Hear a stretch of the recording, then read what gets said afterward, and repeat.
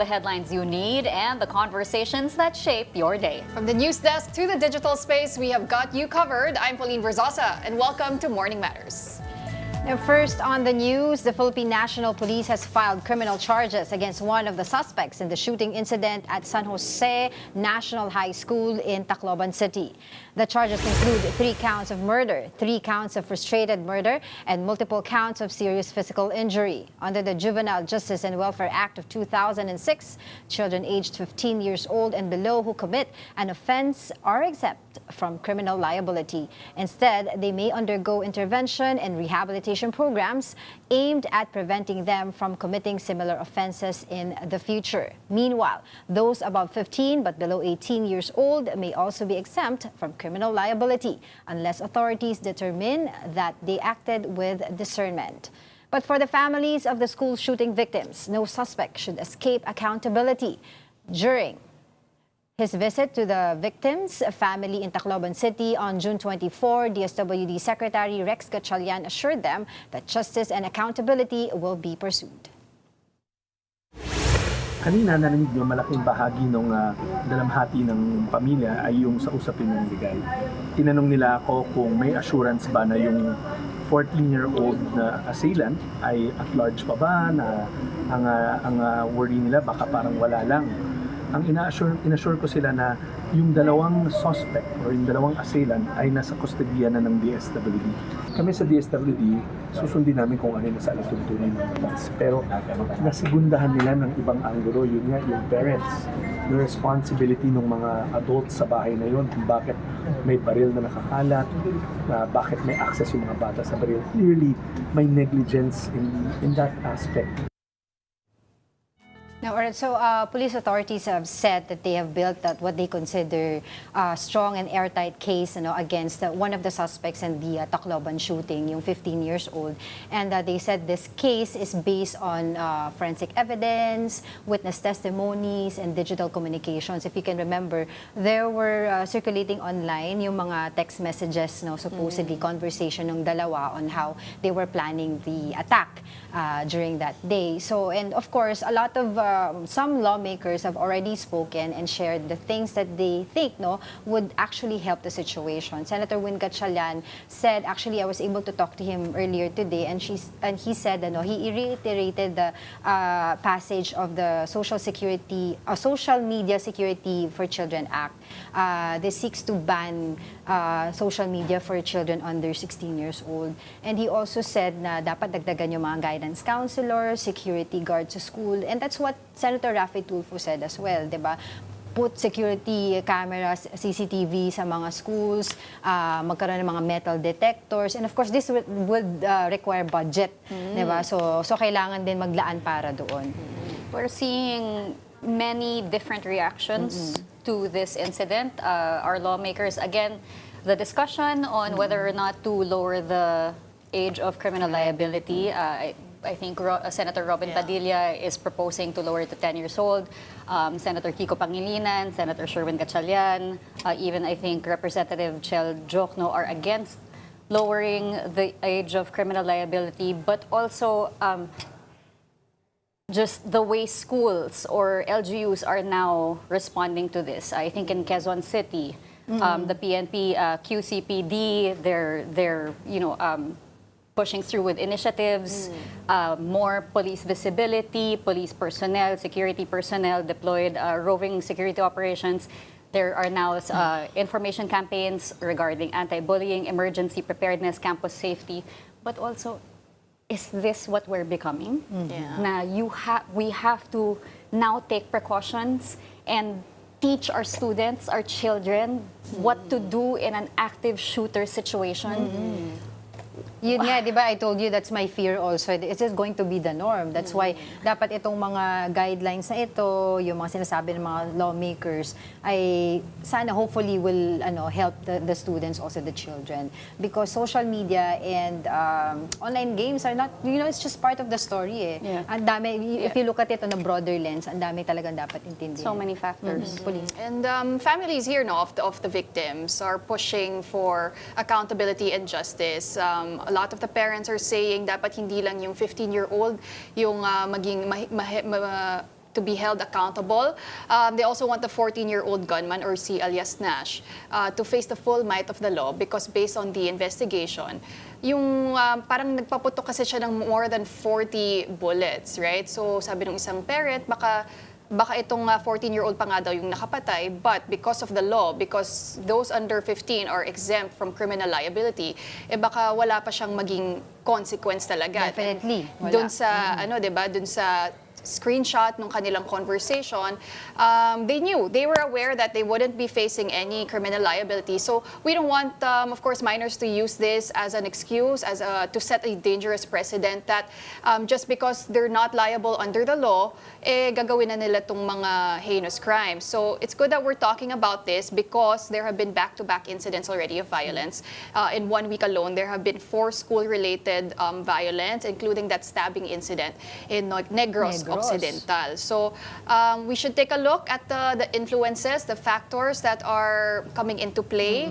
Social media, yes, Australia is already doing it, the banning of social media for under 16. Pero alam naman natin, tayo dito sa Philippines, we're the social media capital of the world. Yes. So even if the law is sound, tignan natin yung implementation kasi baka that would also create a culture of, going around the system. Kaya sabi nila, yung parang debate dyan sa seeking yung social media ban is baka dapat naman there's a digital literacy at saka guidance from the parents, hindi not necessarily total But ban. also save from taking away your children's gadgets.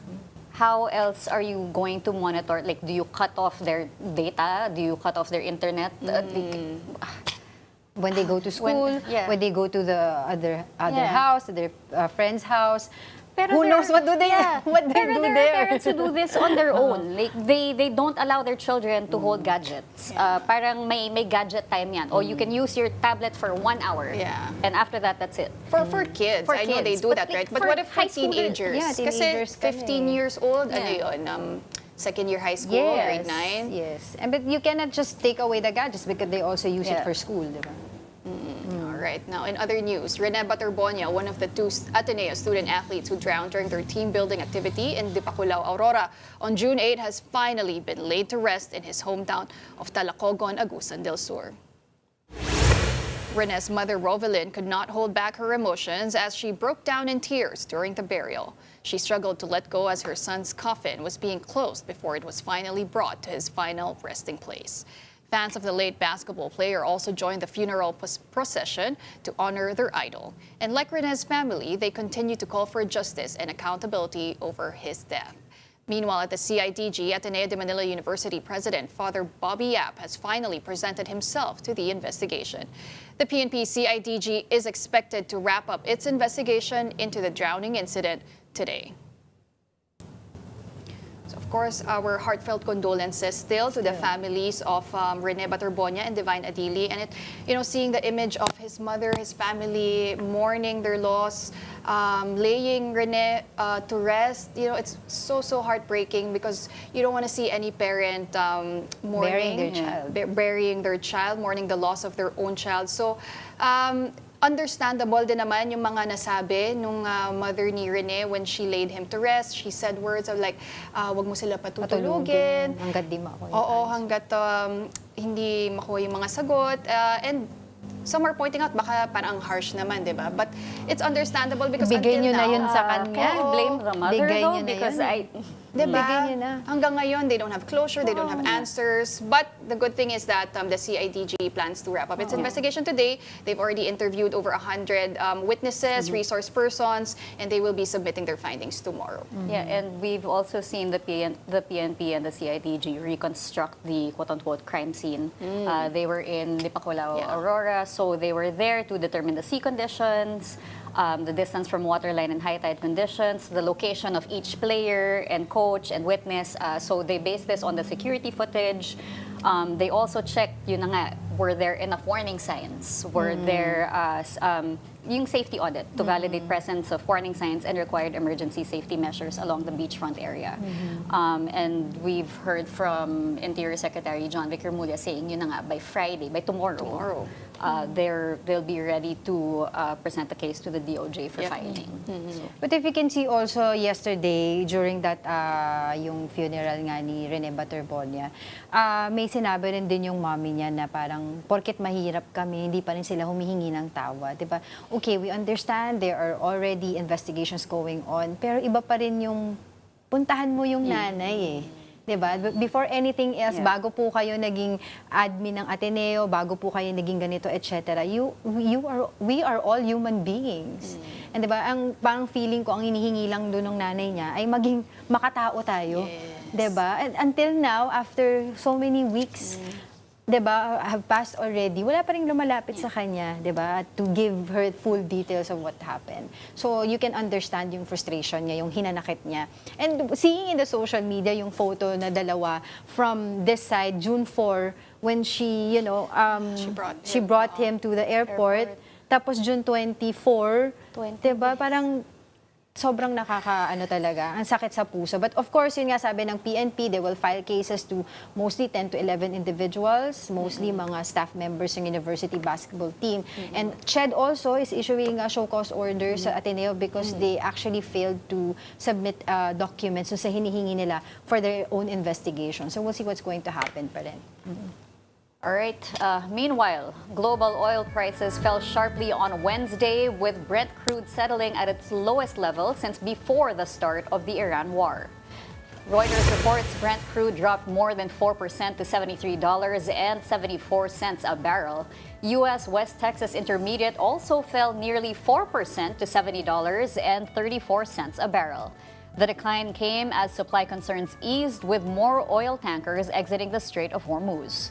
U.S. Energy Secretary Chris Wright says about 20 million barrels of crude passed through the key waterway in the last 24 hours. He adds oil flows are now similar to levels seen before the conflict. Markets are also watching possible U.S. sanctions relief for Iran, which could allow Tehran to ramp up oil exports in the coming weeks. But analysts warn uncertainty remains over the durability of the U.S.-Iran accord. Okay, so we've seen the response. You know, traders are leaning into optimism that the U.S.-Iran arrangement will fully open the key waterway. We've already seen reports of an uptick in ship traffic, but there are still many questions, because will traffic continue flowing through the strait? Will fighting remain contained in the affected countries in the Middle East?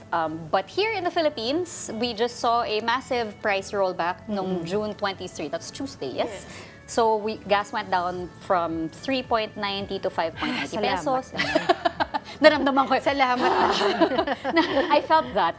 Diesel, Especially for diesel. Diesel by 9.04 to 11.04 pesos. Kerosene by 9.82 to 11.82. Diesel is now back at the 60 peso level, diba? Nasa 69 pesos per liter na yan. You have to understand, when I was in college, diesel was at 25 pesos per liter. So, parang malayo naman na ato. Talaga, 20 nung college. 25, under 30. Ang kapal na mukha! Wait lang! Wait! Pero remember nung pandemic, umabot din siya ng nasa 20 to 30 pesos. Because, well, no Kasi one was out. may mga ayuda din kasi, di ba, binibigay yung government. So, But, hopefully, this will be a sign of good things to come. Sana tuloy-tuloy na. But the Energy Department Secretary Sharon Garin says they remain on standby, naka-alert pa rin sila, because nga there are still a lot of uncertainties in the Middle East, and they will also continue their push for renewable energy pa rin. Parang nakikita kasi nila dito talaga, the still main problem is the Iran's nuclear program. No, they still see this as the key barrier to lasting ceasefire. US and UN said pumayag ang Iran na bisitahan yung nuclear program nila na site. But Iran is saying no, 'di ba? Until we finish this deal, walang visitation na mangyayari. So until then, yun ang talagang makikita natin. All right, don't go away. Morning Matters will be back after a short break.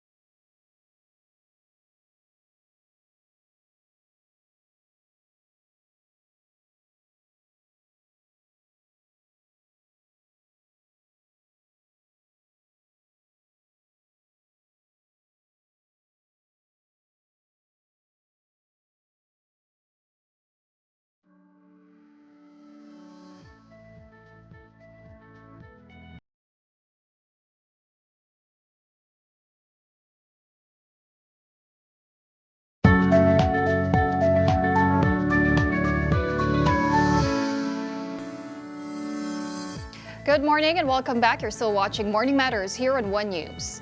Pag-asa continues to monitor 2 weather disturbances. Severe tropical storm Francisco was last spotted 415 kilometers northeast of Itbayat, Batanes. Tropical storm Higos was at around 1,750 kilometers east of Central Luzon. Francisco may leave the Philippine area of responsibility later today, but Higos may briefly enter PAR tonight before heading northward. Francisco will continue to bring scattered rains over Batanes and Babuyan Islands, while the rest of the country may also experience rains due to habagat and localized thunderstorms. Now let's get the latest on the weather with Pag-asa weather specialist John Manalo. Good morning, John. Anong mga lugar ba ang apektado nitong parehong weather disturbances? Bali po dito sa ating bagyo na si Francisco, ang pinaka-naapektuhan po nito ay yung probinsya ng Batanes at Babuyan Islands. Pero dito naman po by the way, yung isa pang bagyo na magiging Gardo, pagpasok niya ng Philippine Area of Responsibility within the day ay wala pong magiging direct effect sa anumang parte ng ating bansa. Pero ang magkakaroon po ng epekto ay itong hanging habagat or southwest monsoon na magdadala ng mga pagulan lalo na dito sa Zambales, Bataan at Occidental Mindoro. Bukod po dyan ay magiging maulap naman dahil pa rin sa habagat yung mga babanggitin natin na lugar, yung buong bahagi ng Luzon except dito sa Bicol region at saka yung mga binanggit natin earlier na mas grabe yung epekto both ng Francisco at Southwest Monsoon ay makakaranas ng maulap na kalangitan. Kasama po dito yung Metro Manila, ibig sabihin ay yung tsansa ng mga pagulan ay nananatiling bahagyang may kataasan. Pero hindi naman po ito yung mga pagulan na magdudulot ng sobrang matagal at malakas, tipong malawakang pagbaha yung magiging epekto. Magiging cloudy po at may mga passing ng mga clouds na posibleng magdulot ng mga pag-ulan o thunderstorms. At dito sa Visayas, except dito sa western part ng Visayas ay magiging maaliwalas na po yung ating kalangitan. Mga localized thunderstorms lang po yung posibleng maka-apekto sa atin. Yes po. John, may chance ba na mag-change pa ng track itong si Higos or si Gardo? Actually, yung changes sa track nila ay driven by yung high pressure system at yun din po yung nagkukos. Kaya northward itong si Francisco nung kahapon and then eventually dun sa pag-atras nitong high pressure area, dito na po siya mag-i-start na mag-northeastward papunta dito sa southern part ng Japan. In short, yung forecast po natin ay most likely ay hindi po magiging malaki yung changes sa kanilang track.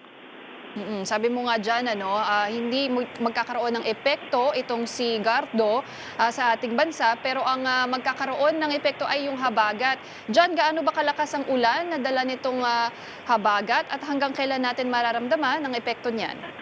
Ito pong habagat ay makukonsider pa rin natin sa kasalukuyan na weak o hindi siya yung solid na habagat na tuloy-tuloy araw-araw na may pag-ulan.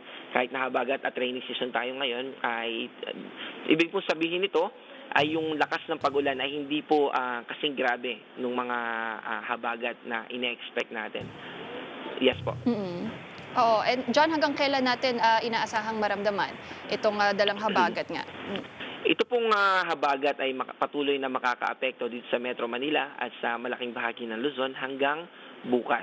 Pero by weekends po ay mababawasan na. Hindi na magiging cloudy dito sa Metro Manila. Ang magiging cloudy na po ay yung western section ng southern Luzon at ganoon din sa Visayas. Particular po yung Occidental Mindoro, yung Antique, yung Panay Islands at ilang areas western part ng Central Luzon. Ito po yung Zambales at Bataan. Yes po. Okay, John, may iba pa bang weather disturbances na binabantayan ang Pag-asa? Base po sa ating TC threat potential, ito po yung forecast natin kung may potential ba na mamuupa ng mga bagyo. Sa susunod na 2 linggo, may nakikita po tayo na after nitong Sigardo ay may mamuong sirkulasyon before the end of this month. Pero mababa pa po yung low chance pa din. Pero may nakikita tayo ng posibilidad. At sa first week din po ng July ay may nakikita din tayo ng mga signals na mga posibleng maging low pressure area at may potential din na maging bagyo. Pero sa labas po ito ng Philippine Area of Responsibility, eastern, far east pa ng Visayas. At dyan, maraming nangangamba dun sa tinatawag nga na Super El Nino, no? Ito ba ay nararanasan na natin ang epekto ng Super El Nino sa ating bansa? By the way, yung Super El Nino po na term ay hindi talaga siya scientific. Hindi siya talaga yung term para i-measure yung yung strength ng El Nino. Ang official po ay weak, moderate, strong, and very strong.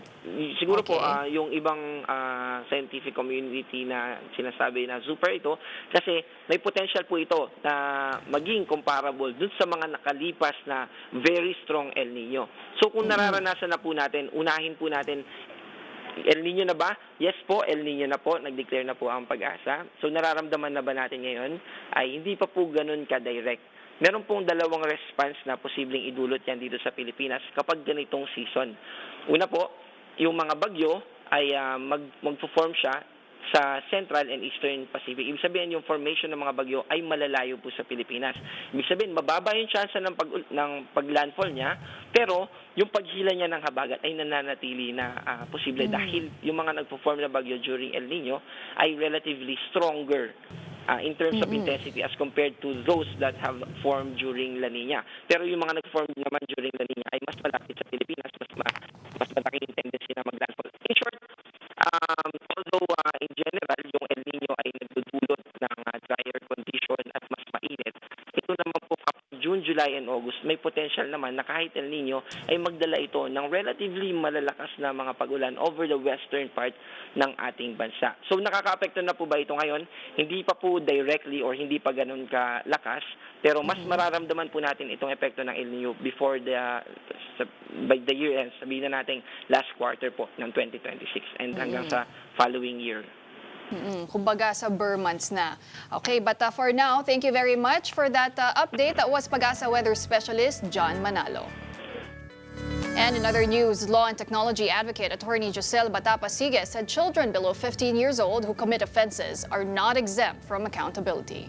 In an interview with The Big Story, Batapa-Sige explained that intervention, diversion, and rehabilitation programs help young offenders recognize their actions and undergo reform. She emphasized that these programs aim to balance accountability with the opportunity for children to change. Batapa-Sige added that proposals to lower the age of criminal liability should be guided by data and research rather than public outrage. Currently, under our legal system, we have an existing law, Republic Act 9344, as amended, that says that the minimum age of criminal responsibility is 15 and below, and above 15, it still is approached in a child restorative manner, but you need to determine discernment. So in the case of those below 15, the criminal responsibility is actually not to be determined, but the accountability is still there. There are still many interventions and diversion programs, strategies, counseling, rehabilitation, custodial treatment that makes the child, even below 15, still accountable. Okay. I always want to be evidence-based in many of the things I say, and even this move to lower or maybe amend the law should be evidence-based and should not be emotion-based. So I would have to say that the Philippines is unlike other countries. In other countries, there are really lower ages. No, there are countries na 10, 11. Yes, I think that in Wales and England, 10. And even in ASEAN, there are actually lower ages for criminal responsibility. And my stand is, let us study that. Yes, because we need to be data-driven. I mean, the problem with us Filipinos, we're triggered by one incident. But after that, to me, the biggest problem here is really continuity. Because we're triggered, but the next time around, we don't see the proper implementation and things still go wrong. The family of late Ateneo student-athlete Rene Baterbonia is seeking full clarity on what happened during the drowning incident that claimed his life in Dipaculao, Aurora. His lawyer, attorney Israelito Torion, told One News at Storycon that the family wants to know the truth behind the incident and hopes to find closure. He added that he already discussed possible legal actions with the family following Rene's burial. Torion said they are also willing to coordinate with investigators and share information gathered by their legal team.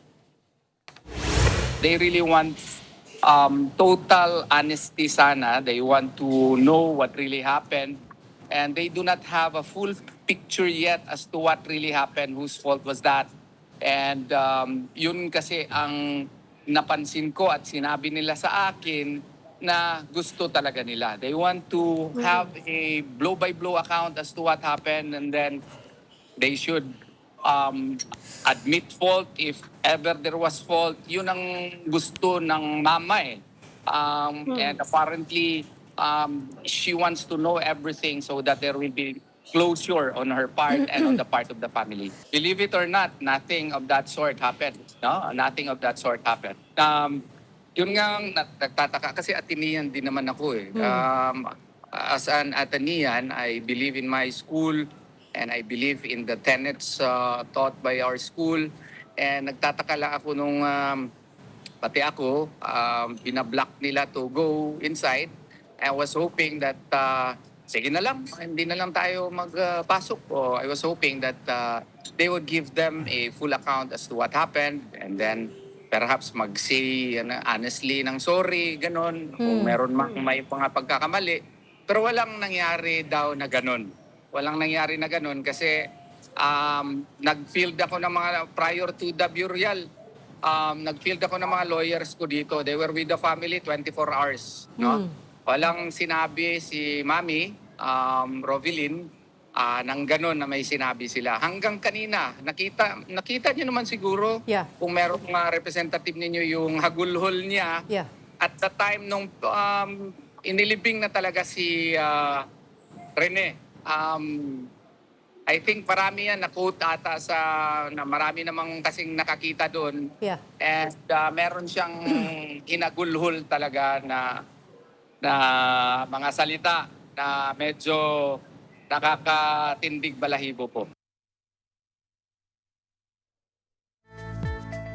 And when we return later at 9:30 a.m., we speak to House Prosecution Panel spokesperson Congresswoman Rene Co to talk about their preparations for the impeachment trial of Vice President Sara Duterte. But don't go away, because Money Talks with Kathy Yang is up next to get you ahead of the markets. I'm Pauline Berzosa. Stay tuned to One News.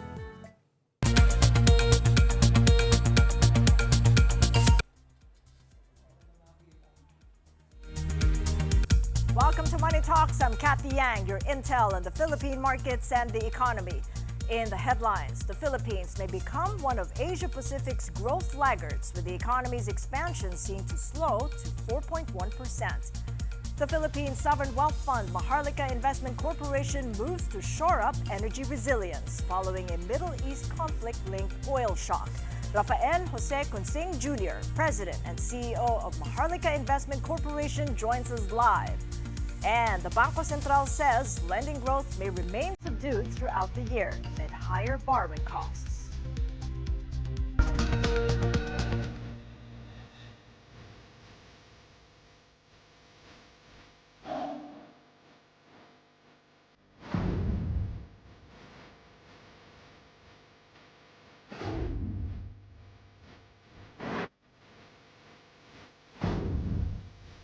The Philippines could emerge as one of the slowest growing economies in the Asia-Pacific this year, as higher oil prices and the lingering impact of last year's corruption controversy continue to weigh on growth. S&P Global Ratings has cut its 2026 growth forecast for the Philippines to 4.1%, down from 5.8%. This was the steepest downward revision among the Asia-Pacific economies covered by the credit rater. S&P cited weak consumer demand, a prolonged slump in infrastructure spending, and elevated energy prices. If the forecast holds, the Philippines would rank as the region's sixth slowest growing economy this year. The Debt Watcher, meanwhile, expects growth to recover from next year through 2029.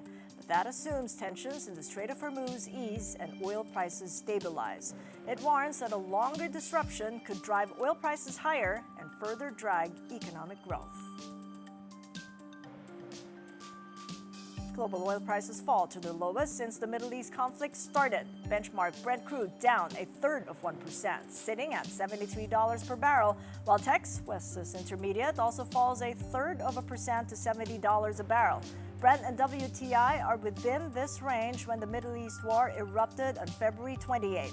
U.S. President Donald Trump is now facing criticism from his members of his own party. Sources say Trump had a shouting match with outgoing Republican Senator Bill Cassidy in a closed-door meeting. Cassidy reportedly asked Trump to explain the financial incentives given to Iran without accomplishing the goals he laid out at the very beginning. At the White House, Trump made it clear he won't sign off any permanent peace deal if ships would be charged at the Strait of Hormuz. Yeah, no, it would be unacceptable to me because we have numerous straits, and if you did that for them, you'd have to do it for other people. You have other straits. I wouldn't allow it there either. Yeah, it would be a game changer.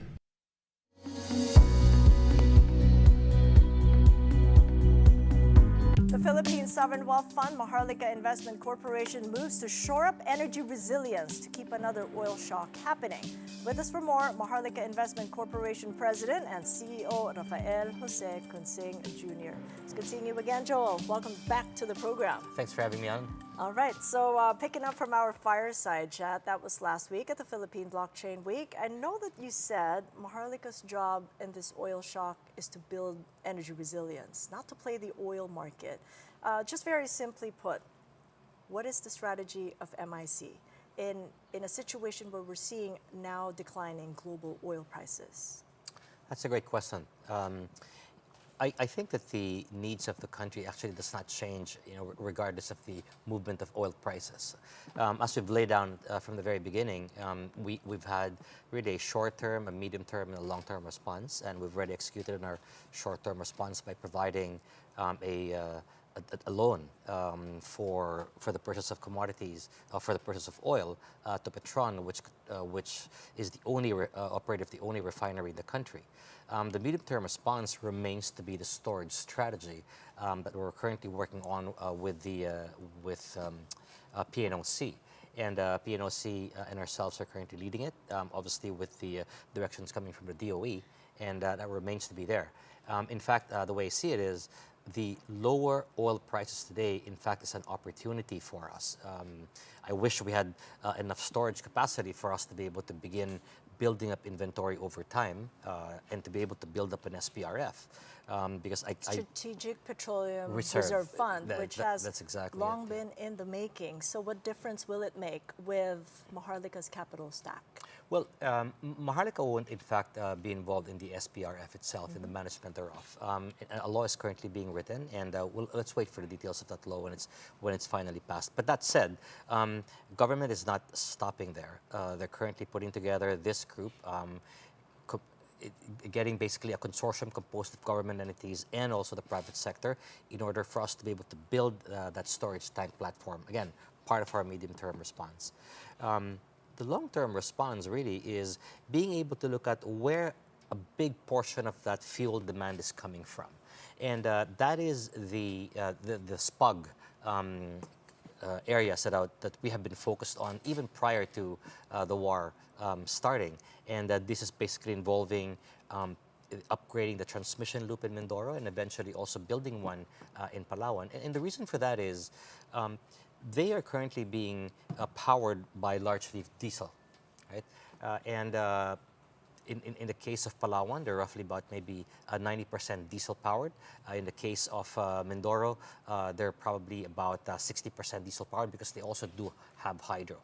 But the reality is that we as a result of the higher prices of diesel and the US dollar, we are in fact subsidizing them through our UCME that we pay in our electricity bill. So by helping out Mindoro and Palawan, by being able to roll out transmission lines there or sub-transmission lines in that area, then it'll catalyze private sector to be able to build GenCos, to be able to serve the needs of the area, and also, in fact, replace the NPC plants over time. And hopefully be able to, in the case of Mindoro, who at the moment is a user of energy subsidy, can in fact be an exporter of renewable power. That subsidy you mentioned and the connection it has with consumers, in essence, really, consumers are wanting to find out, how sure am I that I'm going to get my electricity supply stably and at lower cost? When will people feel the work of MIC on their power bills, for instance? So in our case, what we can only really do is targeted interventions. That's the reality. If you look at the composition of our electricity, we're roughly about, I think, 43% coal and about 33% renewables, and the rest are gas. But in terms of, in fact, contribution to gigawatt hours, we're still very coal dependent, about 63%. Now, I'm a believer in coal, particularly today. We do need power, and also the cost of diesel is actually very high. But the diesel, in fact, does not go into our main grid. That goes largely into SPUGs. If it does go into the main grid, it's only for peak hours, and I'm not even sure if it's being used as peak hour power supply. It's mainly used for SPUGs. Okay, so therefore, by investing again in SPUGs, we will not only just be able to provide and catalyze investments in those areas, but in fact be able to wean them away from the subsidy that we're providing them over time. And it's exactly why, again, we're investing in these areas, because it does not just impact these two locales, but rather it impacts the whole country. I mean, it impacts all the consumers who are connected to the grid and draws their power from the grid. That's you and me. But that's still going to take time, and I know that it's going to go in phases when we talk about the fuel storage That's that right. we're planning. Right. Inauguration in 2028. Well, That's in like 2 years. How do you hold that timeline in terms of maybe the site, the partners, and regulation? Well, okay, so two things. No? Let's talk about energy. In the case of power, we've already started with Mindoro, and everybody is aligned. We, in fact, had already signed a multi-party agreement amongst NPC, Transco, ourselves, NEA, and this is witnessed by the DOE. So that's moving forward. In the case of storage, that'll take a bit of time for two reasons. So one would be putting together the terms of our collaboration with PNOC and the rest of the consortium, being able to, we've already identified the area, being able to then undertake the construction studies, the feasibility studies, and then the execution thereof. That's exactly why I think a phase one by 2028, hopefully, we can deliver this. And again, we're working very hard. What could keep it happening? You say hopefully.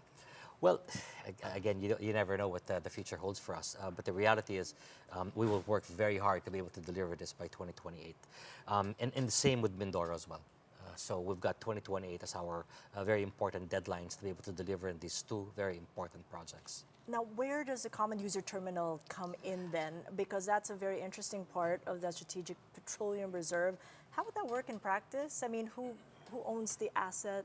Who books the volumes? That's right. And how does MIC get its return? Great. So like what I said earlier, we really don't want to be part of holding the actual commodity. We're not prepared for that. We don't have the risk management, I would say, framework to be able to manage such risk. And hence, what you want to be is an asset owner, wherein we're going to be relying upon the lease over time, and we will be relying upon those annuities to generate our returns. Okay.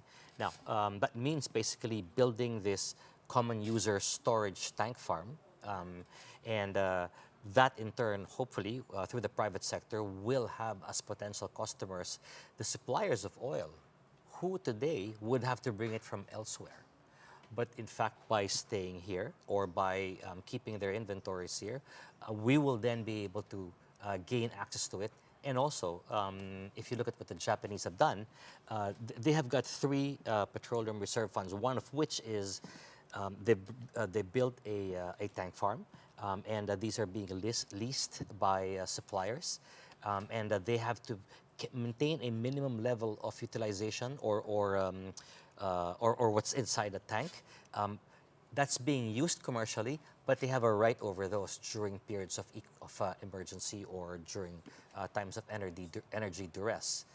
And that, I think, is one framework that we can look at. So we're studying all of that. Pardon me, government is studying all that. In our case, we're focused on the storage. So we're working very closely with the PNOC, and also hopefully we can expand that consortium into getting other government agencies and also the private sector. And also international partners, maybe the likes of Saudi Aramco. So it really becomes a regional or maybe even a global story.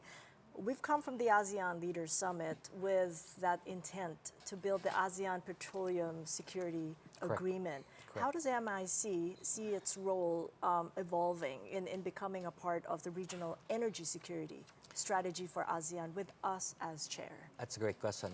The way we're looking at it with PNOC and the DOE is that this project that we're aiming for, in fact, will serve both purposes.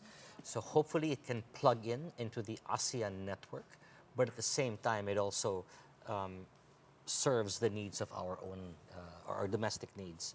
And that's exactly I would say, the philosophy behind how we want to be able to execute it. But how does that happen? I mean, we're net oil importers. What sort of a framework are you looking at? That's right. We're not oil importers, but we also do not have our own reserves. We have a few days of, well, legally we're supposed to keep 15 days. But the reality is there's about maybe 45 to about 50 days, depending on which type of oil that we're talking about.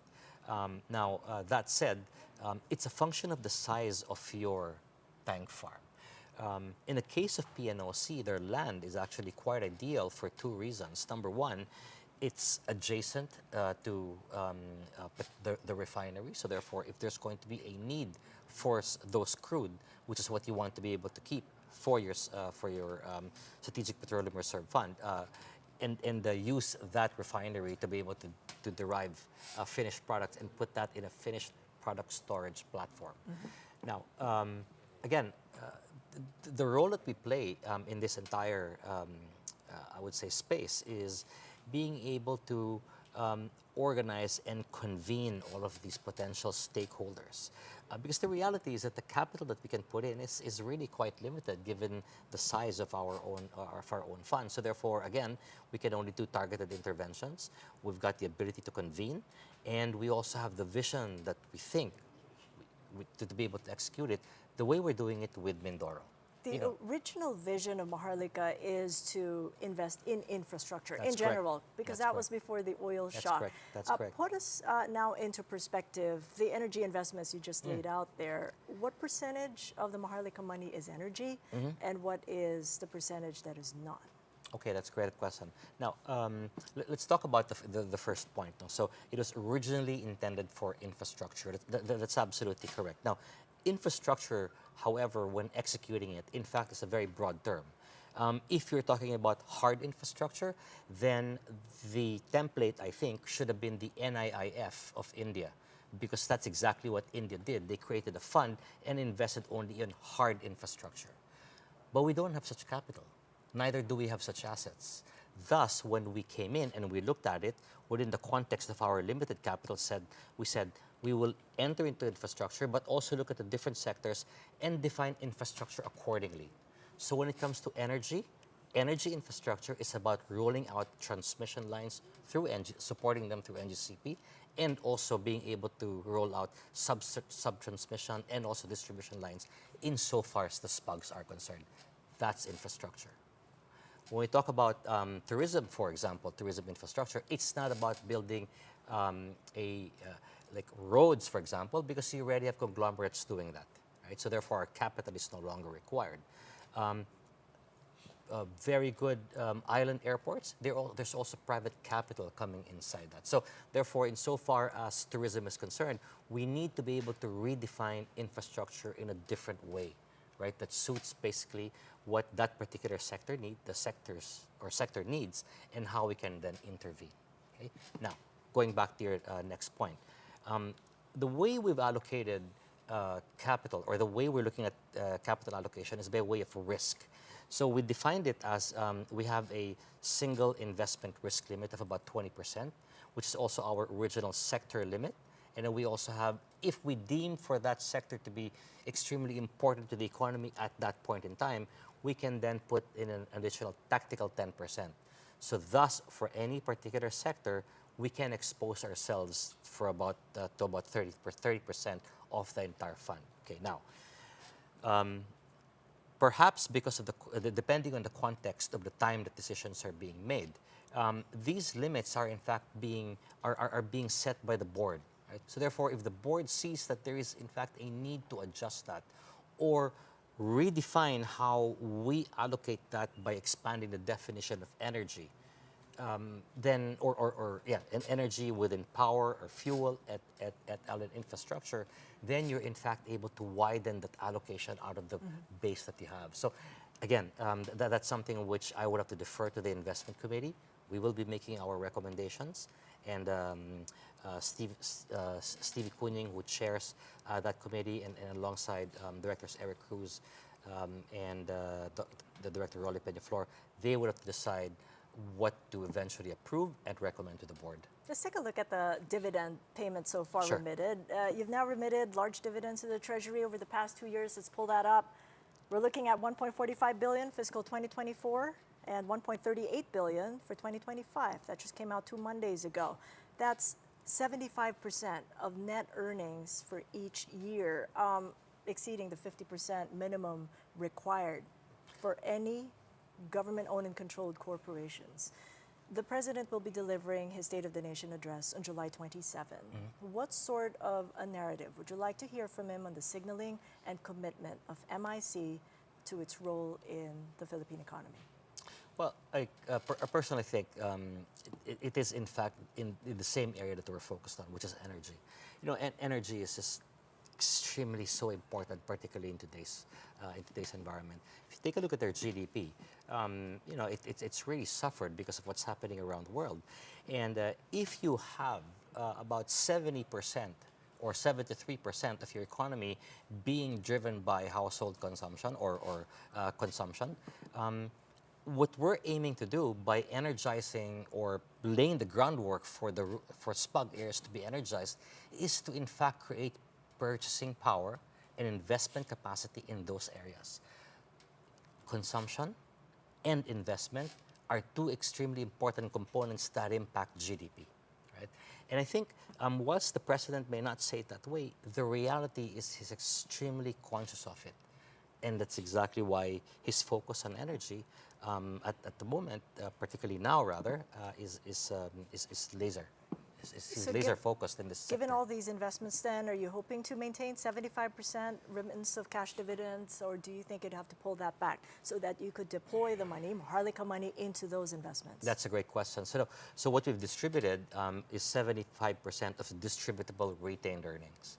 And the way we've divided that is a 50% regular dividends because that's required under law, and we also announced a 25% special dividend.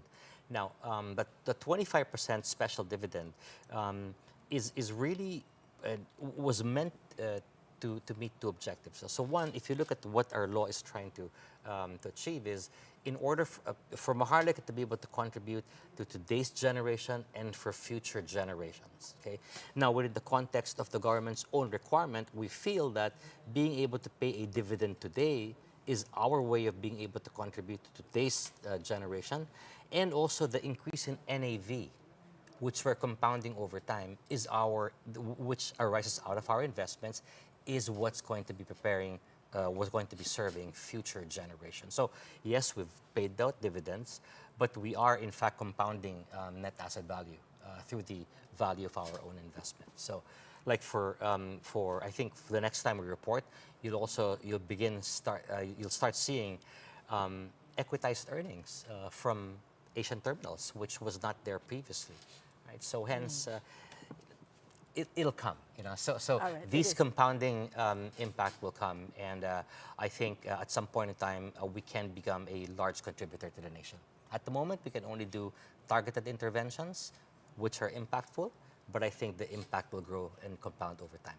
All right, a lot more work to be done, but a lot of work already done. Thank you so much for joining us, Joel. I appreciate the insights. Joel Consing of the Maharlika Investment Corporation.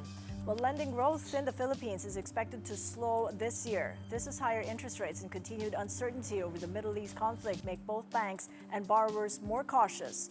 The Bangko Sentral ng Pilipinas told Business World that credit demand remains intact, particularly for businesses and households. But it said actual lending may moderate after its recent interest rate hikes. The central bank also flagged early signs of weaker loan quality in some sectors. Meanwhile, Moody's ratings said the BSP's temporary relief for banks may help shield their capital from market volatility. However, it said the move also reflects growing pressure from higher bond yields and losses on government securities. Any relief will stay in place until the end of the year before the regular capital rules return in January of 2027. You're watching Money Talks. Coming up, we'll take a look at the peso open as it hit an over 2-week low on Wednesday. And analysts weigh in on reports that a tycoon is helping ABS-CBN. Keep it here on One News.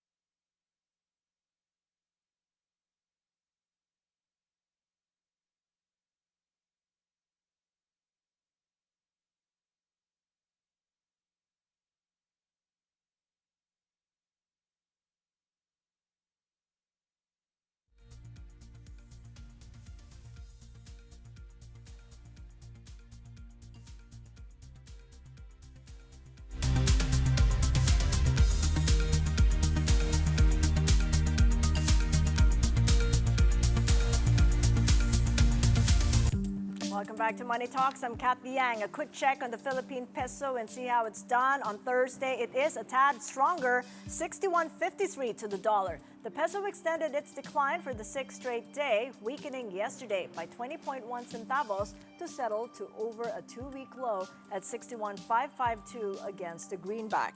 Mike Ricafort of RCBC said expectations of a Fed rate hike continue to drive up demand for the dollar. Traders added that upbeat manufacturing PMI in the U.S. and continued uncertainties over the peace negotiations weighed on the peso. Checking in on the markets overseas, U.S. equities mostly rise in overnight trading. The Nasdaq is up 1.6% and the S&P 500 0.4% higher. The Dow is trading flat. Asian markets are mixed this Thursday. South Korea's Kospi climbs 5.6%, with chip giant SK Hynix driving the surge after it plans to raise as much as $29.4 billion in Nasdaq listing. Japan's Nikkei 225 is up 2.3%, and Australia's ASX 200 sheds a third of 1%. Most U.S. indices continued their decline this Wednesday, with the Nasdaq down 0.4% and the S&P 0.1%. AI shares remained in focus, like semiconductor firm Cerebras Systems, which fell 20% after warning that it could continue to operate on a loss. The Dow gained a third of 1%. Philippine markets fell below the 6,000 level again as concerns over the country's economic growth dampened investor sentiment. The PSEI lost 134 points, or 2.2% yesterday, settling at 5,991.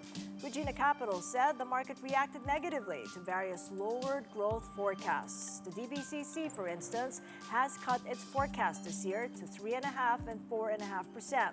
Decliners outpaced advancers 104 to 67, with value turnover improving to 10.32 billion pesos. The broader all-shares index slid 1.5%. Sectoral gauges all in the red except for property. And 10-year government bond yields ticked down to 7.006%. In corporate news, Meralco has launched a bid for a 600 megawatts of baseload capacity under its long-term power supply plan. The procurement is part of a broader push to secure 3,100 megawatts of supply for projected demand through 2049. Meanwhile, Globe Telecom has secured a 5 billion peso term loan from BDO Unibank. The funds will be used for capital expenditures, debt refinancing, and other corporate requirements. And FirstGen is exploring nuclear energy opportunities as the Philippines Philippines prepares to add nuclear power to its energy mix. The company is also monitoring small modular reactors while facing a shareholder dispute over its planned pumped storage hydro investments.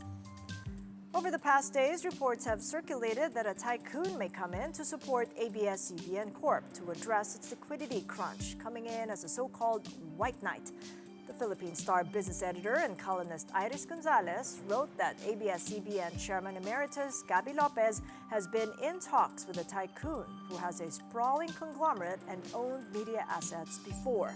The talks reportedly took place while Gabby and his allies were embroiled in a public dispute with their cousin, first-gen President Piqui Lopez. Piqui said the dispute arose after he refused to provide a 2 billion peso cash infusion to ABS-CBN. ABS-CBN has not yet addressed this matter, either through its official channels or a disclosure at the Philippine Stock Exchange.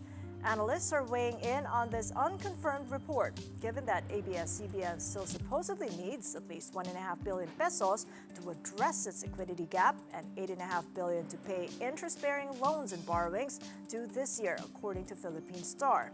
ABS-CBN has been under financial distress since the House of Representatives denied its bid to renew the network's broadcast franchise in 2020.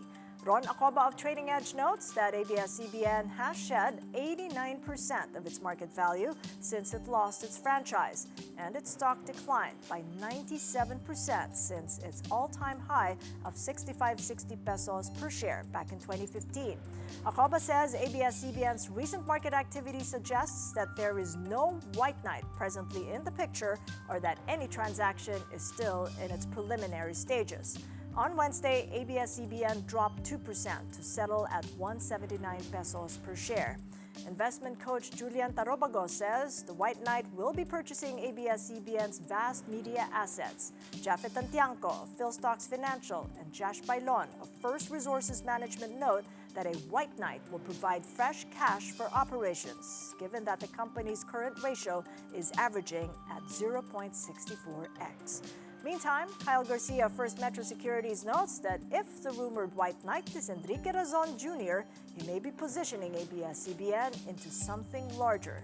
He says Razon has the political muscle to maneuver the network into a relevant entity in today's media space. And that is it for Money Talks. I'm Kathy Yang. Catch us again tomorrow at 9 a.m. Kapatid, we are One News, your side, all the time. Morning Matters returns at 9:30 a.m.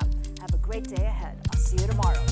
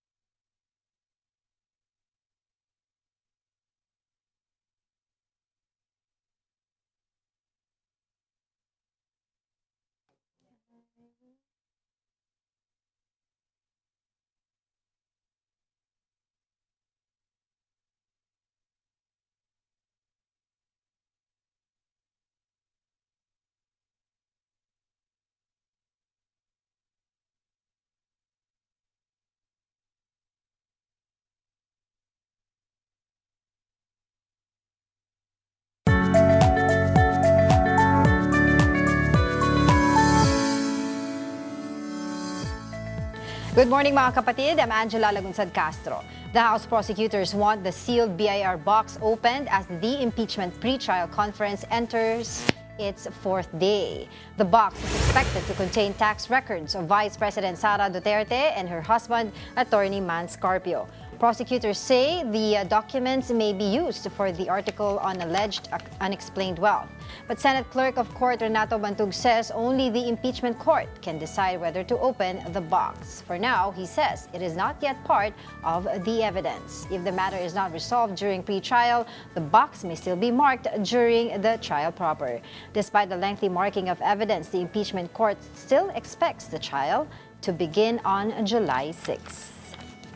So since we are in the marking of exhibits, this is the proper stage na kailangan na rin siguro buksan yan para magkaroon na ng inventory of the contents of that particular BIR box. Kailangan ba mag-convene muna sa impeachment court bago desisyonan yung pagbubukas ng box? Again, there's no set and definite rule for that. But it's something that I would need to discuss with the Senate President. Until the impeachment court decides, so Yes. it's not a part of the evidence? Not yet.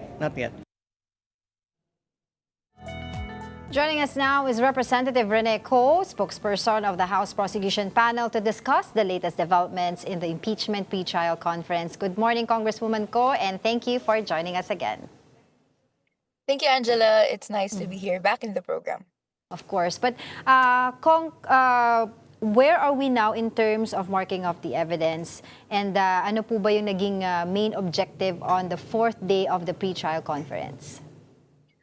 We're still on the remainder of the evidence for the articles on confidential intelligence funds and unexplained wealth. Yun naman po yung voluminous, kaya po marami and matagal. No? We pushed actually in our comment that we submitted noong June 22 na isang marking na lang for evidences that are the same. No? We hope that the impeachment court acts upon the prayer soon so that moving forward or even kahit after nito, no, it will be easier for the impeachment court to reference pieces of evidence that are the same. No? And we hope that even though this takes some time, we still see that the July 6 impeachment trial start date, we're still on track for it. Well, I remember Congresswoman Luis said that this process could have been expedited if the defense panel allowed the joint marking of the common evidence. So, ano po ba yung naging dahilan ng defense kung bakit ayaw po nila ng joint marking with you guys? That's correct. And it's standard practice during pre-trial that when two parties have the same evidence, it will be marked with one marking. So it will save time, no, compared to now. There's like thousands of pieces of evidence and duplicate yung efforts para i-mark sila. Sayang, di ba? Pero sa atin, no, even though they have their reasons and because it's pre-trial, we allow them their reasons. Our interest is to save time for the impeachment court. Ayaw natin ng delay, ayaw natin ng pagpapatagal ng proseso na hindi naman kailangan. So we made that prayer in the hopes that after nito ay mas mabilis pa for the impeachment court to do its processes not only in pre-trial but during the trial proper. Among other prayers that we did po. So for example, yung request for specification, no, yung pagpapabilis din during the trial proper kasi matatakan natin na lahat ng witnesses na ipipresent natin relevant and hindi kung sino-sino lang. We hope that the impeachment court rules favorably and directs the defense to follow the guidelines of the pre-trial.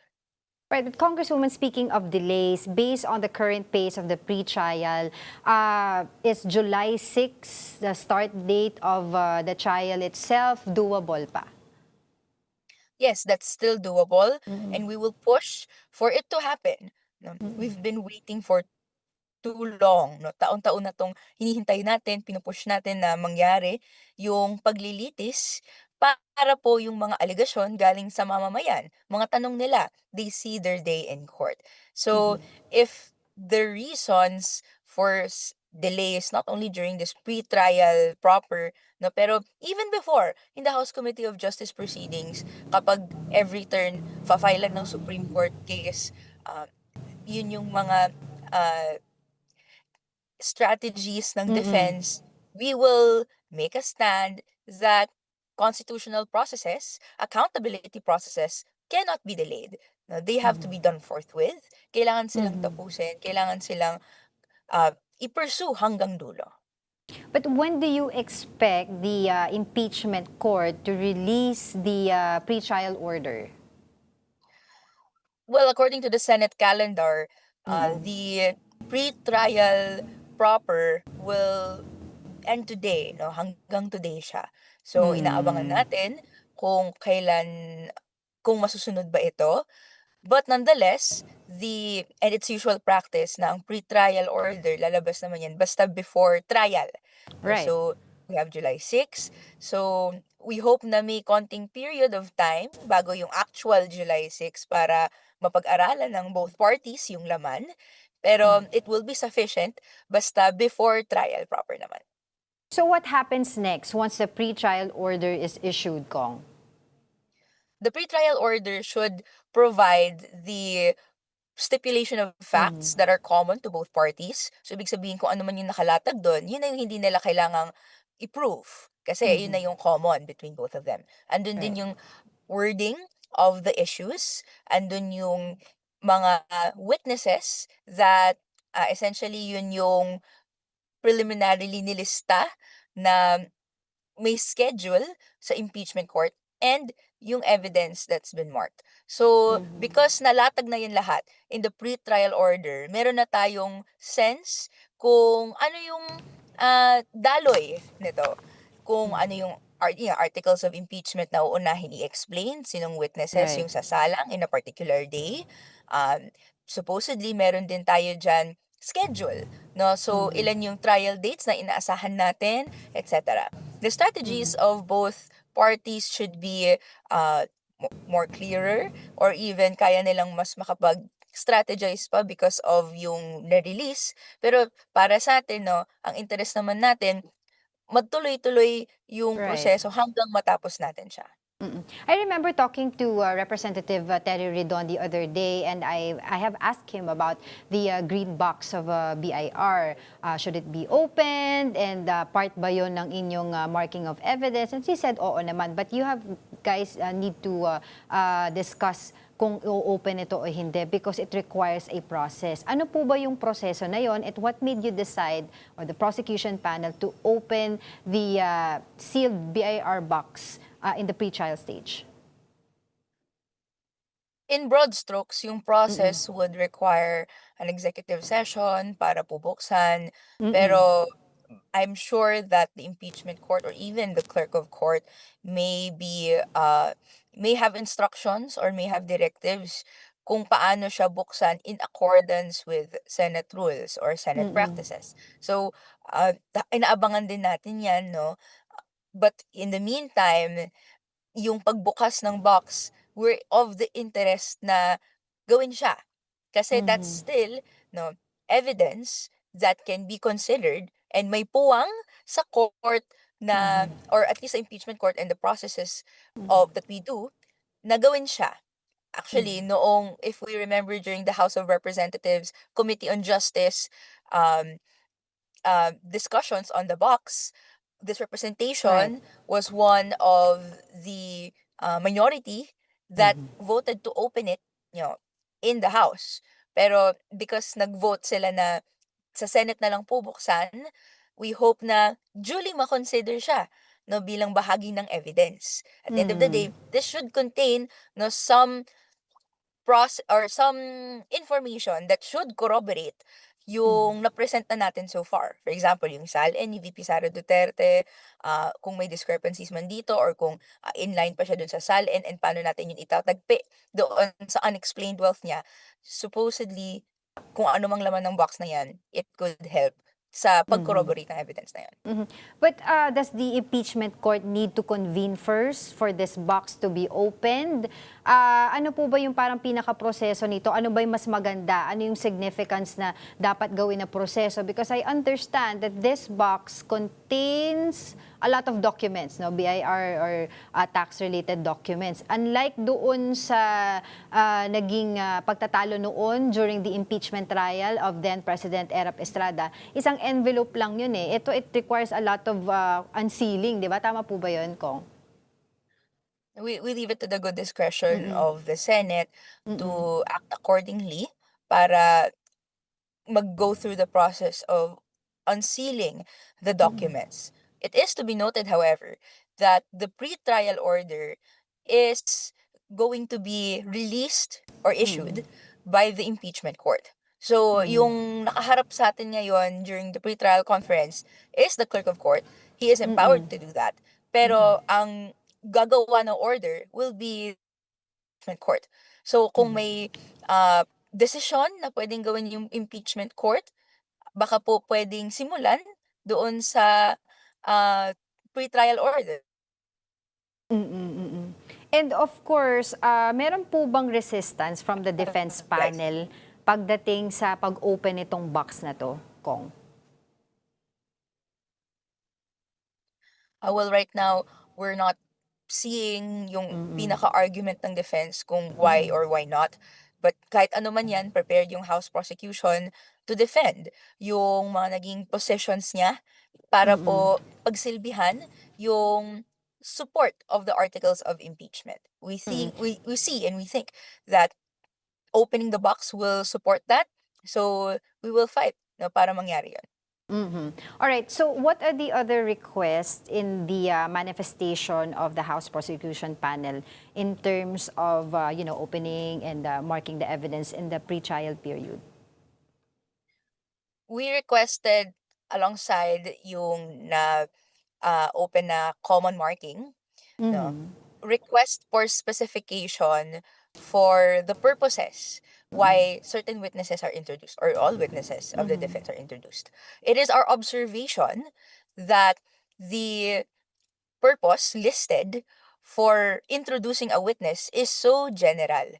Hindi po ito sang-ayon doon sa practices during pre-trial na ilalatag mo talaga yung reason, no, or purpose specifically, no, kung bakit siya ipapasok. We don't want to waste the time of the impeachment court or even the people, no, na nagsasalang ng witnesses na hindi naman relevant or duplication ng isang corroboration or testimony ng ibang witness. And lastly, no, and more importantly, I think, nasa pre-trial guidelines po na nirelease ng Senate Impeachment Court na dapat may summary of the testimony na gustong gawin ng witness na ilagay mo sa purpose.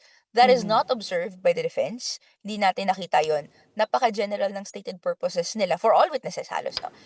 It's just to say, to rebut the allegations of the articles of impeachment, etc., etc. So we're requesting we're requesting the impeachment court, praying with the impeachment court to direct the defense na umayon at sundin yung guidelines of the pre-trial conference. Well, Congressman, the defense is still raising procedural challenge, no, to limit the scope of the case. Sila pa rin po ay nagsasabi na dapat hindi isama sa marking of evidence, even in the trial itself, yung mga ebidensya na hindi pa naman daw Vice President, si Vice President Sara Duterte, because that is yung pagiging mayor niya ay hindi naman impeachable offense. So until now, yun pa rin yung kasama sa kanilang nire-raise na issue. So what do you think about that? Is that raising challenge is still necessary at this point? If ever that is to be brought by the defense, that should be brought during the trial proper. At this point, procedural ang pre-trial conference. Kung ano yung witnesses mo, kung anong evidence yung ipipresent mo, anong reason, and with due respect to the impeachment court na gusto natin, hindi sayangin yung oras nila. So, they can hash out that argument, that defense, during the trial proper. And itong bahagi natin na we're going through right now, this isn't the proper or this isn't the final venue for that yet. Well, should the issue on threshold voting be resolved before the trial begins? Or bahala na pagka impeachment trial na doon na lang natin na pag-usapan kung ilan ba talaga dapat ang bumoto for conviction? That is actually the purview of the Senate, no, to hindi lang decide pero to hash out. Sa bahagi po ng House Prosecution Panel, we will be in charge with forwarding the argument of the people for an impeachment, no, and we're pressing that VP Sara Duterte answer accordingly. Kung may ganyan mang usapin, that should come very late discussions, because that's a question on parang ilan bang numbers for acquittal or Right. conviction. Kailangan po ngayon, ebidensya muna ang ilabas at isa-isahin natin. All right, thank you so much for your time, Representative Reneco, and good morning. Good morning. Thank you very much. More matters to discuss after this quick break. Keep it here on One News.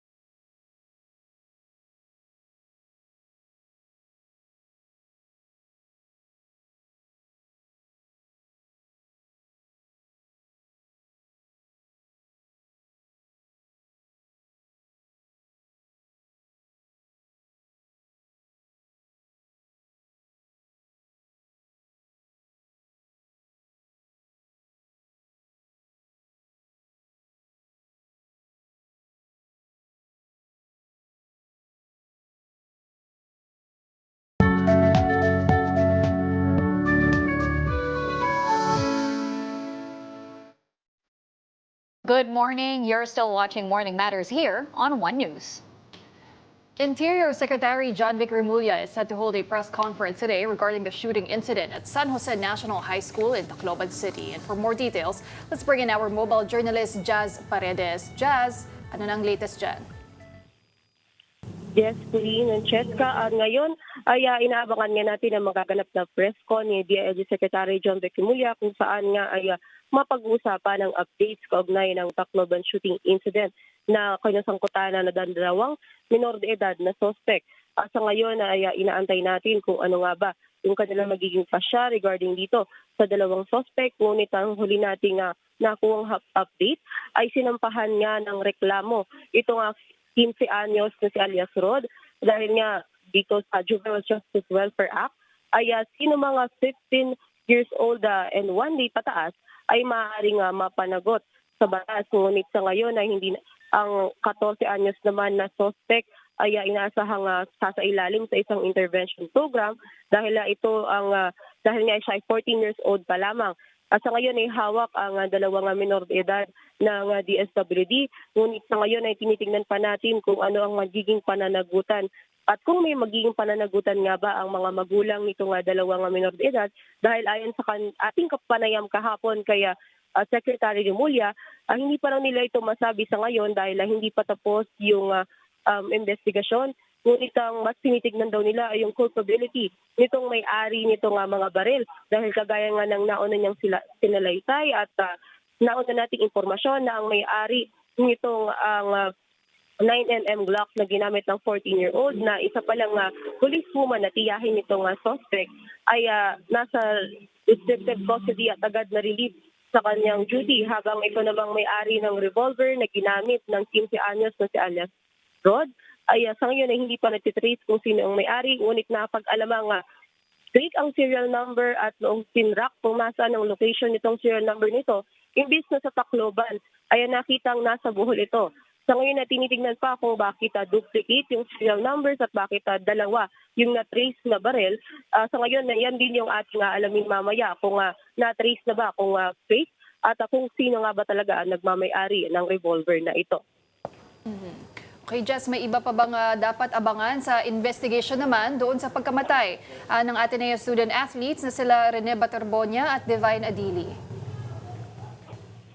Yes, Police, sa ngayon ay nandito tayo nakaabang sa tanggapan ng PNP sa ADG dahil ilang mga personalidad pa ang inaabangan nating dumating ngayong araw. Ang kagaya nga ng sinabi ni Secretary Remulla kahapon ay conclusive at malapit nang matapos ang kanilang investigasyon. Ang kahapon, sabi niya, duling 2 araw na lang. At sa ngayon ay 1 araw na lamang ay malapit nang matapos yung kanilang investigasyon. Inaantay na lamang nila ang ilan sa mga dating player, top management ng Ateneo, at pati na rin ang pagdating ni MVP Sports Foundation Chairman Manny V. Pangilinan upang magbigay liwanag o magbigay linaw din sa ilan pang facts na kinakailangan nila sa fact-finding investigation. Ngunit sa ngayon ay tinitingnan natin yung iba pang isisiwalat nilang nalaman sa investigation dahil ayon nga sa kanya, antayin lamang ang pagdating ng Biyernes dahil dito nila sasabihin ang kanilang mga nakita mula sa kanilang investigation. Ngunit sa ngayon, mahigit o halos 100 na raw ang kanilang nakausap at nasa 1,200 pages na ng testimonya ang kanilang nakuha.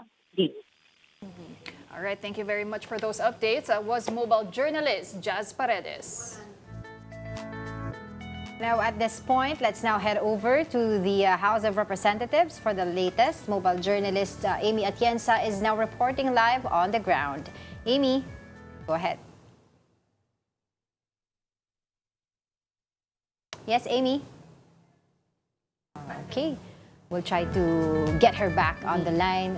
She's in the House of Representatives. Of course, there's a lot of things that the House of Representatives is talking or discussing about now. Of course, the prosecution panel for the impeachment complaint. And there is also Congressman J.J. Suarez on the talks of digital safety bill regarding this, of course, pa rin doon sa Tacloban shooting. So we'll see is Amy Atienza still not there. So anyway, so of course, as I've mentioned earlier, there are a lot of lawmakers are, sharing their thoughts on what happened in the Tacloban incident, and they're also, proposing bills, no, and things that could actually, they think could help the situation. So one of which is Senator Win Gatchalian, was proposing though for, looking at the root causes of this problem, which is also putting safeguards in the social media. security guards in the schools, CCTV cameras in classrooms. But before we talk about that, let's check in with Amy Atienza again. Amy, are you there? Yes, good morning Angela. Dito nga sa House of Representatives, no, bukod sa usapin ng pre-trial conference pagdating nga sa impeachment ni Vice President Sara Duterte, marami-rami din tayo nga nakikitang panukalang batas. Isa na dyan yung inaantayan din natin for later at around 11:30 a.m. ay magpa-file nga daw ang Makabayan Bloc representatives ng bill para nga doon sa investigation naman ng Tacloban shooting dahil sa kanila, para sa kanila no nakababahala nga raw itong nangyaring trahedya doon sa isang school, no, particularly sa Tacloban, na sinasabi nga rin nila no, na kailangan pa ng thorough investigation at kailangan din daw kasi ng stricter implementation pa sa iba pang mga batas na nandito sa ating bansa. At bukod pa dyan, syempre, tinitingnan pa rin natin no, at patuloy nating inaantabayanan kung ano pa nga ba yung mangyayari nga sa impeachment ni Vice President Sara Duterte. Isa na nga rin yung nakikita natin no, na ito na siguro yung huling araw nga ng pre-trial conference pagdating doon sa kasama ang prosecution pati na rin ang defense. Pero yun nga naririnig natin na itong pre-trial conference kapag hindi natapos ay nagre-request na rin ang public prosecutors no ng extra days para mas matalakay pa yung at makakita pa yung marking of evidence doon nga sa documents na ibibigay no ng House prosecution team pati na rin ng defense team. So far ang nakuha natin no from legal spokesperson Attorney J. Tolosa ay may additional teams na din naman daw na idinagdag para nga ma-expedite itong proseso at until 7 p.m. na yung isinasagawang pre-trial conference doon sa Senado. So tuloy-tuloy yan and hopefully makakuha din tayo ng update kung ano nga ba yung gagawin din, ano pa yung mga next steps after this. Pero right after ang alam natin is kinakailangan na din nilang gumawa ng pre-trial notice para nga doon sa magiging buong proseso kung ano nga ba yung magiging dalay ng impeachment trial na expected na gawin nga ng July 6. Amy, can you tell us more about the House Bill 9825 or Digital Safety of Minors Act by Congressman J.J. Suarez? Well, so far, what we got no from Congressman J.J. Suarez pagdating nga dito no, ay mas maipakita nga at mas magkaroon ng mas particular na rules pagdating dito sa Digital Safety Act. Kasi nalaman natin no, na yung suspect nga daw doon sa Tacloban shooting ay naglaro nitong Gore Box at nakita na rin natin yung aksyon ng ibang ahensya dito sa ating bansa katulad ng Cybercrime Investigation and Coordinating Center kung saan meron silang temporary ban na ginawa doon sa particular na laro na nilalaro nga nung suspect doon sa Tacloban shooting. At ang gusto kasi dito sa Digital Safety Act nga na naisipatupad din dito mismo sa Kamara ay mas makita nga yung guidance at magkaroon nga din ng particular measures para mabantayan pa yung usage din ng mga kabataan pagdating nga sa social media lalo. Alright, thank you so much, Mobile Journal, Amy Atienza.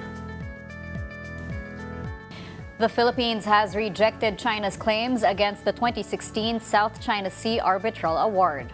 The Department of Foreign Affairs says the ruling is final, binding, and part of international law. This comes after the Chinese embassy in Manila posted statements questioning the award and reasserting Beijing's claims over Scarborough Shoal. The DFA says the award was issued under UNCLOS, a treaty both the Philippines and China are part of. The 2016 ruling invalidated China's sweeping claims in the South China Sea and affirmed the Philippines' maritime rights. Manila issued the statement ahead of the award's 10th anniversary in July. Stay tuned, Morning Matters returns after a quick break.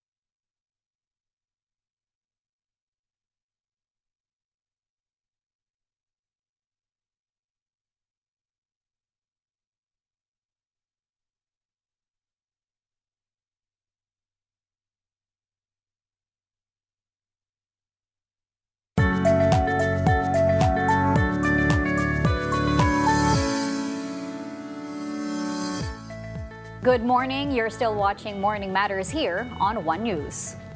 As we know, several incidents of violence involving minors have been reported in recent weeks. Aside from the shooting incident at San Jose National High School in Tacloban City, the Department of Education is also investigating a stabbing incident involving a grade 9 student in Negros Occidental. The victim, a student of Julio Ledesma National High School, had earlier informed a teacher about a possible threat from other students. However, the student was later attacked outside the school premises after classes were dismissed. On June 16, a grade 8 student stabbed 7 grade 5 pupils using a kitchen knife at a private school in General Trias, Cavite. Meanwhile, on June 19, another stabbing incident involved a senior high school student was reported inside a school campus, also in Cavite. Following the recent incidents of violence involving minors, many families and communities are left dealing with fear, grief, and trauma. And to help us understand how people can cope and begin the healing process, we are joined by life coach Ellen Perez. Good morning, Coach Ellen, and thanks for being here on the program. Good morning. Good morning to both of you and to all our viewers. It's a good morning, but things are not good in what's happening in our community and society these days, unfortunately. All these incidents have been really, really heartbreaking. A lot of people, are still trying to wrap their heads around how minors, how teenagers could commit such unthinkable acts. But in cases of violence, Coach Ellen, what should we understand first about what's going on inside the minds of children as well as their emotional state when they commit acts like these? Typically, based on research studies and in my exposure and experience as well as a life coach, particularly on mental health for the youth, they need to be heard and they need to be understood. So if they are not being heard and understood in the core, in the family or in the community or in the school, chances are they can do something just for them to get attention, validate. That's important. Validate their feelings and emotions as well. And likewise, if they are being surrounded with the situations or events that they think that is good, like for example, currently what's happening in our government, what's happening in our country, they might have an idea or concept that this is okay.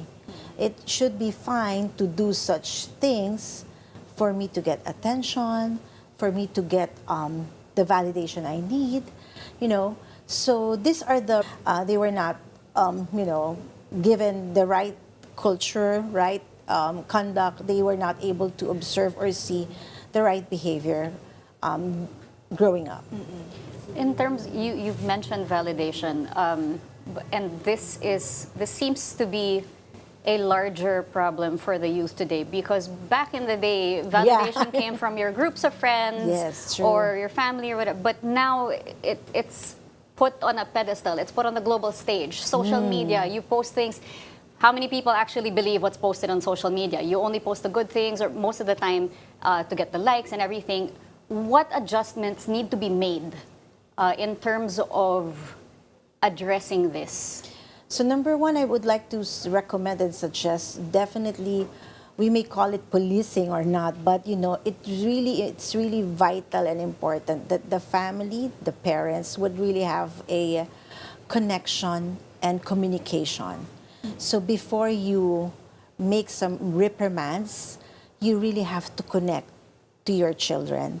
Like, understand what they're doing, how are they, by asking questions. During our time, I totally agree with you. Even if if our parents would say us, stay there, do not go out, do not do this, we'll automatically follow it, right? Now the children will say, why? How come? And I see in the social media, in this country, in this group, in this area, these are being done by kids like me. How can I not do it? So those kind of things or reasoning that's not proper. So really, from the start, we have to be involved and evolve ourselves with them, being present with them. Like, ask them on a daily basis what's going on, how are they, and then really, if they are minor, really to police, you have the right to know what are the what's inside their laptop, their computer, their cell phones, what are they doing, what are the games that they are, joining, and really help them out to socialize, like involve in creatives, crafts, arts, music, sports, because normally they are really just glued on their phone. That's the pedestal that they're really, they're wanting, and attention, because, if I get to have like a number of likes or share, it validates that they are needed and they are important. So families can, still make that change by really assuring them that they are valued, of what they can do, of who they are, and their presence is really important to the family. Coach, maybe you could give us since they should be asking. How are you, what's happening in your activity? How can I help you? What are the things you're interested? What are the things that you've done today at school? What happened between you and your friend? I know that you're a friend with this. What did the teacher told you about this? And then what are your interests? Get to know them. Your questioning is not about interrogating, but your questioning is with care. Thought-provoking questions that will help them realize and understand the things that they have to do are really, they'll be responsible about it as well, And if we give questions as well and set examples, we really have to model it. Unlike our times, even if, let's say, we'll say, do not smoke, and they will see their relatives smoking, they don't bother. But now, if you say you don't have, smoking is not good, and then if they will see adult family members or in the community smoking, they will not really follow you. So we really have to set an example. Do the, walk the talk, and really show them the value of good-hearted, kindness, and love. And it's really important to have a relationship with God and your faith. Quickly, I have this like sort of piece in Tagalog. Pagmamahal, pag-aalaga, patnubay, at paggabay. So those are the pieces that I always share with parents, for them to really have that good relationship, open communication relationship with their children. For the parents, because there is a distinction between introverted children and withdrawn children. How can parents determine whether their child is really just introverted, or if they're withdrawing for a reason? Yes, that's really I like that question, because it's really happening. A lot of parents coming to me, they're wondering why their daughter or their child, their son, will speak to the tita or tito, but to them, they will shy away. And that's very normal. It's very typical. Even that's why I became a life coach as well. I had myself coached and become a life coach, because when I had my daughters in their adolescence, it became a difficulty as well for me. So that's pretty much normal that they will come to different, teachers, other relatives. But you have to really just be patient and resilient about it. Continue approaching them in a manner that they would really feel that you are there to support them and guide them, and not to, argue, fight back, or contradict with them. Because, for example, like in the past, like normal parents would, wag mong gawin yan, wag ganito. This time, it's not like that. It has to be, why are you doing this? Do you know what will happen, or what's the effect if you will do this? Why are you into this kind of dressing? Are you comfortable with it? Is it making you happy? Try to get their thoughts and opinions as well, and then validate if it is right, and then eventually in the course of the conversation, navigate it in a way that you will guide them that this could lead to something that might harm you or hurt you. So constant communication and then understanding their feelings would really help a lot. And sustaining it it's very difficult. So I salute all the parents of this generation. It's really very challenging. You really have to really, see through that all things are being understood and explained, and listening from the heart. That's different from listening through your ear. It's listening from the heart, without judging them, without the act of or saying of doubting them or thinking that they will do something bad. But Coach Ellen, what are your thoughts on gentle parenting? Because sometimes, that might also have adverse effects. The child becomes too liberated, too true. independent. I mean, how do you strike a balance? If you're a parent, how do you strike a balance between gentle parenting while also still being a figure of authority, or, of a teacher? You want to teach your child good values, set a good example, while also being in tune with their emotions. I totally agree with you. It's really difficult to balance, You really have to have that authority. There should be a clear wall that you are still a parent, and you can also be a friend that they can lean on and count on. So technically, they will see it on how the dynamics of the family. If they will see from you and the father, if it's like, it's a fact that we have a lot of dysfunctional family, and it's heartbreaking, but this is the reality. But even if you are in a dysfunctional family, you can still come up with a good solution on how the children will be raised properly in a way that it's balanced. They will feel secure. They will also feel the responsibility, accountability. Simple as household chores, taking good care of their things, school things, helping them realize preparing yourself a week or so before going to school, preparing your own assignments, doing your research. All of those things would start from there. And they would see that, okay, I am accountable with all of this. It's not my mom, my tita, or the chat GPT will do all my works or what, right? So, you have to really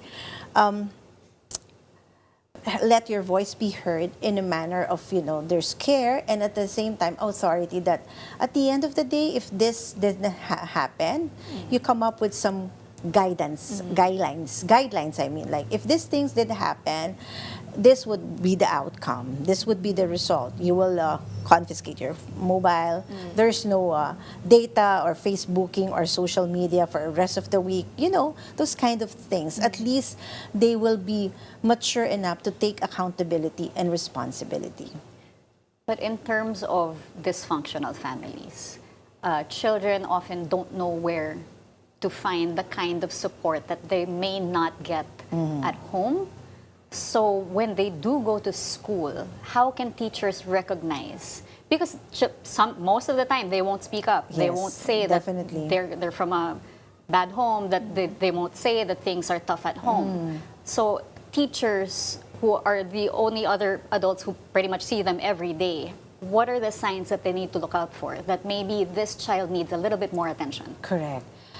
First, if of course, definitely they will not really say it, or they will not, two of the extremes. Either the child or the student is really very outspoken, outstanding, extreme, like really very always bida-bida, as they say. Yung talagang always in the main light of the school. And the other side would be someone who's really very shy, timid, not participating, because there are people who are really, you would see that they're very participative, speaking out loud, but didn't realize that that person is broken. That person needs affirmation. That person needs security or validation. So you really have to initiate intentional, care and questioning, in a sense that why are you doing this? Why are you are you really okay to do all of this in school? Like, you're also already the president, the officer, and you still want to be in charge in this? Then from those conversations, pretty much it would come out, like the child might say that nobody speaks to me at home, my parents are always out, I don't see my dad, my sisters are not there. So you would have an idea that this belongs to not a common family that needs supervision and guidance. And there are those, of course, that are really very shy, doesn't want to, do group activities, doesn't really perform well, that needs more, communication, interaction, and asking questions that would really help them to say themselves, that to be understood by the teacher or by the classmates. But going back to the shooting incident in Tacloban, Coach Ellen, because the suspects are minors, and there is a lot of public outrage already, right?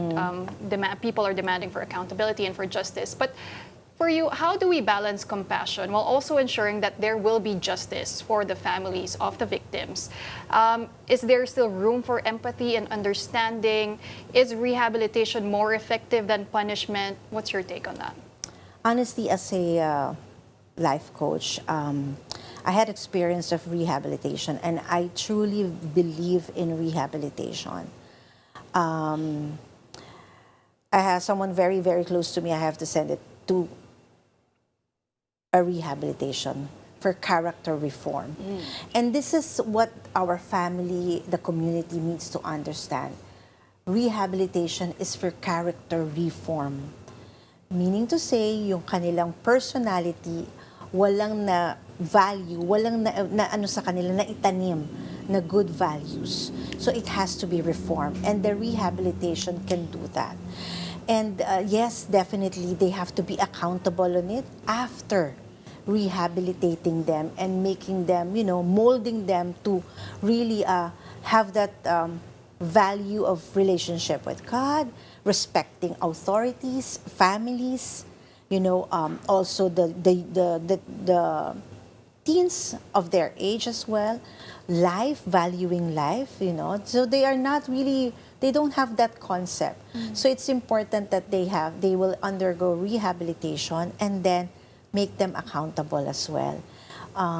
Justice is for everyone. It's not only for adults or, you will not, because they are young, they have to really underwent. And if you are in a rehabilitation, you are given tasks, responsibilities that you will really have that, you will step up and realize the value of life, responsibility, your work, and family. What kind of activities, Coach? Usually normally, they wake up early. You will be asked to do some house, like chores. Okay. You will be, they will so for 2 months or so, you will be assigned in the kitchen.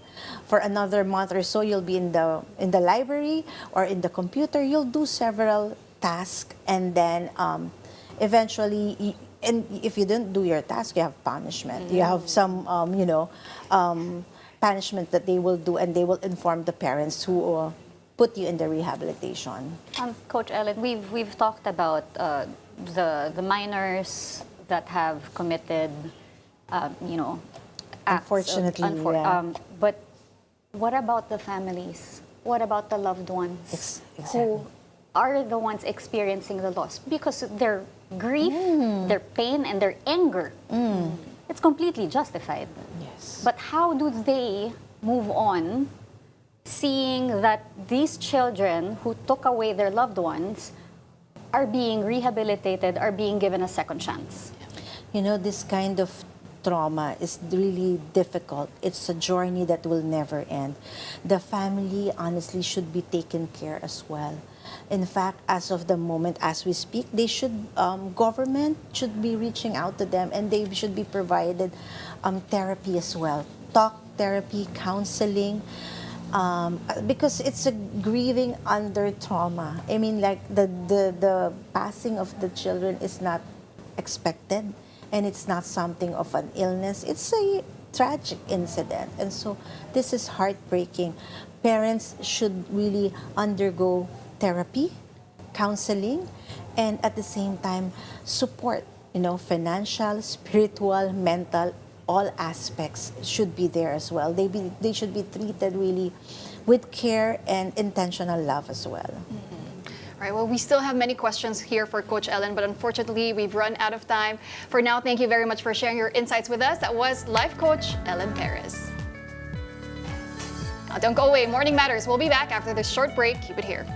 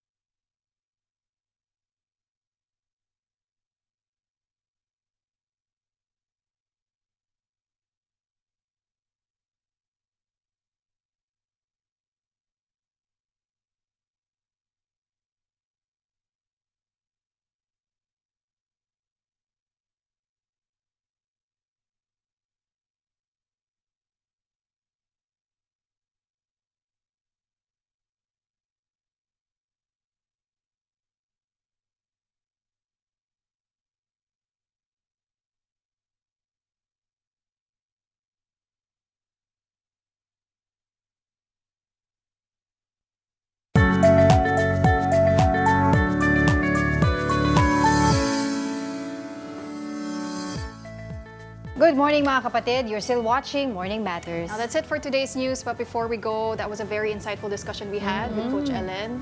She talked about how that rehabilitation is still important. Yeah. She believes in rehabilitation. And I also like what she said that you need to have a heart-to-heart talk with your child. No judgment, diba? Kasi parang it reminded us that we should, adults, should create an environment for young people that will make them feel safe, protected, and heard. So, yun talaga yung nagano sa akin when I was listening to you guys. Lots still. I wish we had more time because there were so many questions that still need to be answered. But again, our hearts go out to the families, and hopefully, this is a wake-up call for everybody. And that wraps up today's episode of Morning Matters. I'm Angela Lagunsad Castro. We hope we've given you just the right start to your morning. I'm Cheska Litan-Calao. Let's make the day matter. I'm Pauline Verzosa, and we'll see you again tomorrow. Kapatid, we are one news. All sides, all the time.